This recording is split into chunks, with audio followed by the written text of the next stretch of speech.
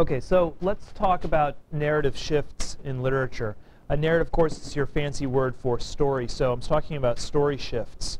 But these are not voice shifts. I'm talking about narrative shifts. What do you think I might mean by that?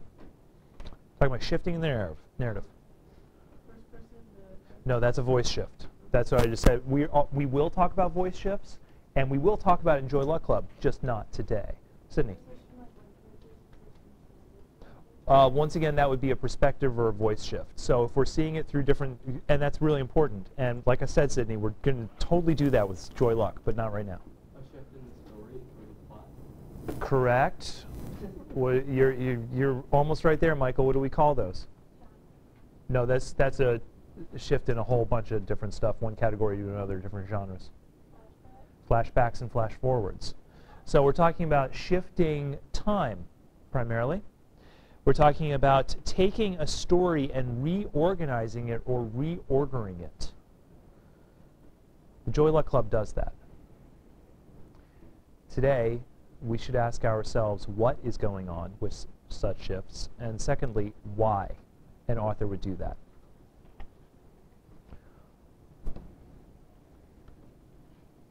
First of all, you must understand stories. Stories exist on numerous levels. And I'm going to give you a little bit of narrative theory right here, story theory, that you would probably encounter in college, but it's so basic and pretty simple that you'll have no problem with it in high school. Don't be afraid of the words. It comes from Russian literary theory, and so some of the words might seem a little bit strange. Stories exist on primarily two levels, and we'll throw in a third term called ground. First one is fabula. There's one of your sophisticated, rather alien terms. Next is plot. There's a fancy Russian term for that that is suzet, but we don't use that. We'll just use plot. It's easier to understand. And then the ground. Start with the fabula. The fabula is the unaltered story. So think about the story, the raw material of the story. Unaltered, in chronological order, from first event to last. This is before the author rearranges it. The plot, then, is the rearrangement of the fabula. So the plot is how you read it or how you see it. The fabula is the story unaltered. What is the first event in a separate piece in the plot? Yes, John. Jean visiting Devon. What is the first event in the fabula? Michael? Jumping from the tree.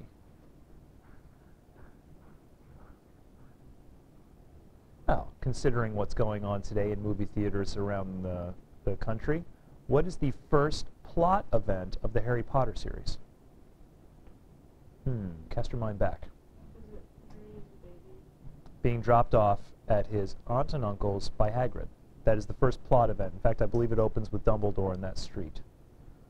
What's the first event in the fabula? Harry Potter fanatics out there, what's the earliest event that you can consider happening in the Harry Potter myth?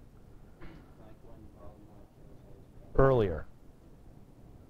Think about the entire story. Overall, all 7 books. What's the earliest thing you hear about or read about? Earlier. Creation of Hogwarts. Creation of Hogwarts by, I believe, 4 wizards that were then named for the houses, Gryffindor and Ravenclaw and Hufflepuff and Slytherin. Those 4 wizards coming together and creating this school is the first event of the fabula. So if you were to read Harry Potter in fabula form, it would start with that story. That would be your first plot event. But you don't. You read it in plot form. So the first plot event actually takes place way, way, way, way into the fabula. That brings us to our third term. The ground is the part of the story from which everything else seems to be a flashback or flash forward. Back or forward indicates a foundation, right? Apart from a place from which you start, the ground. The ground of the Harry Potter series is his education at Hogwarts. So Harry Potter's life, his young life from the age of, well, from infant, but we very quickly jump to age 11, to 18 years old. That's the ground. Everything else, story of Hogwarts, story of Tom Riddle, story of Dumbledore, all of that is flashback. And at the very end, you sort of have a little bit of a flash forward to jump into his adult life. A separate piece. What would you consider the ground story to be? The flashback with the story of Finney or the present day? What is the ground? The story of Finney or the story of Jean as an adult? I'd say a story of Jean as an adult. Now this is why, and it might seem to you, wait a minute, hold on, that doesn't make sense. Because we hear the most about Finney in that story. But you hear all of it through Jean's adult voice. Jean is constantly narrating as adult with continual references to his adult life. So the ground story, the story which you feel is real time, really happening right now, is Jean as an adult remembering all this. This is a memory. This is an adult filtered experience, which is very important to the theme. So the entire story sort of takes place off the ground, which means that it's kind of unrealistic. It almost seems like it's not really happening. It's in the past. It's sort of fantasy-based, which totally melds with Finney's characteristics and what he's talking about with the theme. This story is in the past. It's gone, and it wasn't ever really real, not substantially to begin with. His real life is his life as an adult. Why? Why on earth would you rearrange a fabula into a plot? Why would you play these games in storytelling? Give me some answers. Michael. Well, like a separate piece that can help because, like, you start out the story from an adult point of view, going into the adult point of view, even though it's from like the first, like telling the story of children. That's a pretty complex task. So with a separate piece, it's sort of merging child and adult perspectives, right? So we help understand some of the thematic implications by merging those two. Very good. Yeah. You got two things there actually. One is just interest, just for interest's sake. The other is suspense. So suspense is when I hold information until later. So we generate suspense, we hold interest. Fabulas are boring. You'll read some stories, you'll watch some stories that are just fabula from beginning to end, no rearrangement. It's not the most exciting thing in the world. Some flashback or some flash forward, that adds some interest. And for some thrillers, and I'm thinking thrillers in the case of Da Vinci Code, rearranges the fabula quite a bit because Dan Brown doesn't want to reveal information about the story until later on in the story because he wants to keep suspense. So he rearranges the story purely for suspense. Any other reasons? The less of people and monks. Yes. Intentionally to keep, and that's sort of interest. That's a sub-level of interest. So what keeps me interested? Am I interested because I'm confused? Yes. Some people are interested because they're confused. In fact, I get so bored with narratives that are obvious that sometimes I like to go into one where I have no clue what's going on because now at least I have something to think about. Whereas some of the narratives are so simple, I could watch it and half my brain could be paying attention to something else and I'm still sucking every last bit of meaning out of that story because it's so simple. Sometimes confusion is interesting. If starting from the beginning would like give away the rest of the story, or like backwards stories, like Oh, don't fool! Have you seen Memento? no. Film? The Memento is a true mess because the plot rearranges the story by telling it backwards. So the first event is it reverses. The first event in the plot is the last event of the fabula, and so on.